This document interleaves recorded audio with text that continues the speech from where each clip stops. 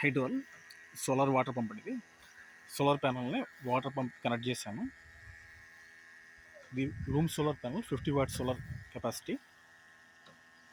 దీని కాస్ట్ 2500 రూపాయలు. Monocrystalline solar panel. దీనికి అవుట్పుట్ వైర్ ద్వారా జస్ట్ పంప్ ఇన్లెట్కి యాడ్ చేశాను నేను.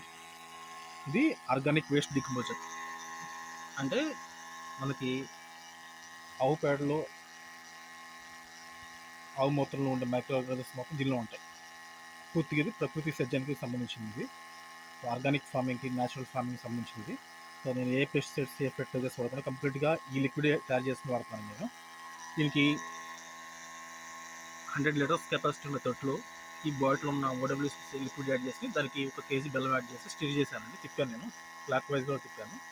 ఇది 3 to 4 డేస్లో ఈ లిక్విడ్ ఫామ్ అయిపోయింది. దీన్ని నేను ఈ సోలార్ వాటర్ పంప్ ద్వారా నేను మొక్కలకి స్ప్రే చేస్తాను. దీన్ని స్ప్రే చేసుకోవచ్చు, సాయిల్కి పారించుకోవచ్చు. దీనివల్ల ఏంటంటే సాయిల్లో ఉన్న మైక్రో ఆర్గానిజమ్స్ మరింత డెవలప్ అవుతాయి.